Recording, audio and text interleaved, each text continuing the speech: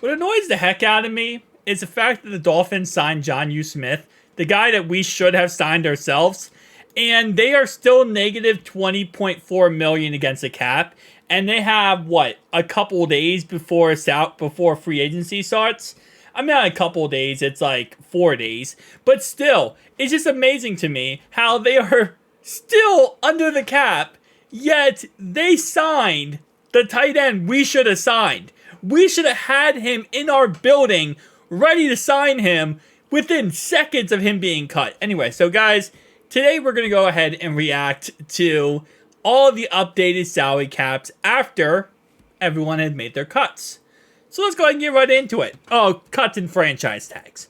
So the Dolphins still sit at 20.4 million, even though that they did cut a couple key players. They're still very much negative. Chargers are 21.159 million. Saints are 17.292 million. The Cowboys are 10.6 million. And you might say, wait, the Ravens are negative 10 million? Yeah, they franchise tagged Matabike. Because they franchise tagged him, he is now officially negative 10 million against the cap. So again, keep in mind, every team has to get above the zero by the start of free agency, which is the start of the new year. So all these teams, they're going to have to cut more players. This is why free agency, it's going to get even more and more plentiful over the next couple weeks over the next week or so, because the fact that these guys they're going to have to cut players. They're going to have to either restructure deals or cut players because of the fact that they're negative against the salary cap.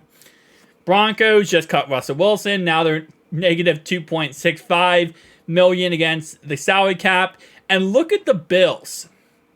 The Bills recently, let me see if I have it over here. So the Bills recently cut, and I'm going to go ahead and pull up it on, I know I posted about it on my community tab.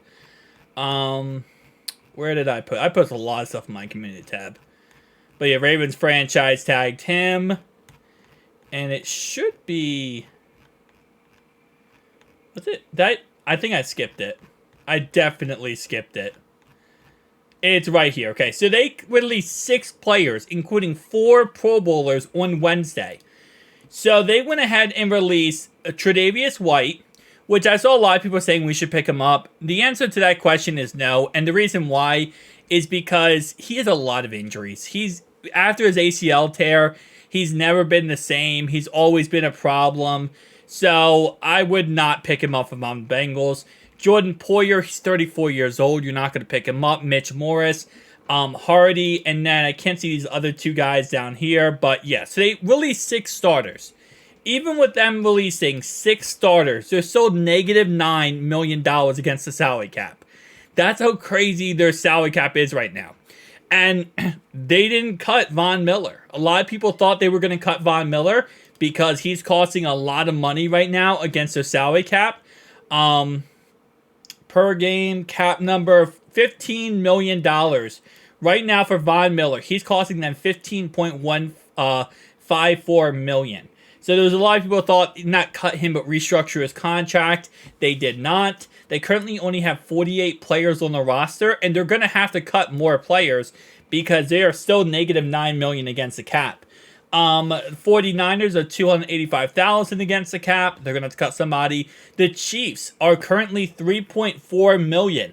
This is because they re-signed Danny Tranquill. They also went ahead and franchise tagged L'Jarius Sneed. So because of that, their salary cap is shot.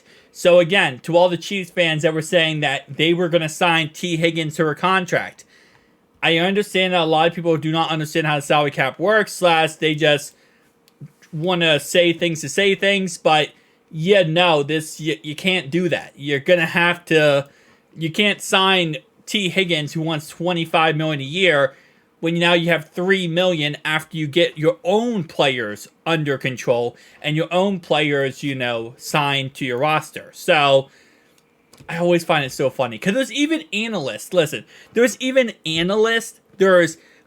sports commentators that say this nonsense like, oh yeah, team might sign with the Chiefs. And how? How exactly would that go about? I know Patrick Mahomes said he's going to rework his contract this offseason. That's going to help him out a lot. But right now, they're $3.4 million against above the cap. Right now, there's no way they would sign T. Higgins. The Browns, remember the Browns are going to sign T. Higgins? They're $6.7 million against above the cap right now. Now, I got to give a huge shout out to the Browns here because they were negative $40 million against the cap. And now they're plus $6.7 million against the cap. So they did a really good job of, reworking contracts and getting that number down drastically because now they're actually positive. And technically speaking, they could make a move in free agency, even with their quarterback costing them $63.977 million. And there's also rumors that they might bring back Joe Flacco. So that, ship might not have sailed. The Steelers, $9.4 million. They cut Trubisky. They also cut Mason. Yeah, no, they cut Trubisky. 13.628 for the Packers. We have 14.7 for the Bucks. And then we get into the actual teams with salary cap this offseason. So that's in free agency. We have the Jets at 20, the Jags at 21, and then it gets a little crazy for the Vikings up. $37 million for the Vikings, $37 million for the Falcons, $38 million for the Giants, $40 million for the Rams, $41 for the Raiders, $41 for the Seahawks, $42 for the Eagles. Lions are $46 million. We are currently $48 million, which again, I saw you guys' comments down below. I'm not saying in any way that Orlando Brown needs to rework his contract, but if he does, it would give us a lot of money. Colts, $49 million. Cardinals, $56 million. And then you get to the teams that really just don't spend any money in free agency. Recently, because you can see the salary caps are amazing. Titans, I'm going to exclude from that list, by the way, because the Titans did go ahead and lose Derrick Henry, which was a big salary cap hit. And the Patriots, they did go all out for free agency. I think it was 2 years ago when they signed like John U. Smith. They signed Juju Smith-Schuster. They went all out, so not surprising that recently they haven't been as much. Commanders, $91.5 million. Titans, $75.8. Bears, $75.4. And Texans, $70 million. And Texans, $70 million to build around CJ Stroud is pretty damn nice, okay? It's a lot of money to kind of build around CJ Stroud and create yourself a super house team. So, this number is going to look completely different after next week. By next Friday, and again, not this Friday. This Friday is actually technically today, but I'm recording this at 1 a.m. That's why. By the 15th, by next Friday, all these team salary caps are going to look completely different.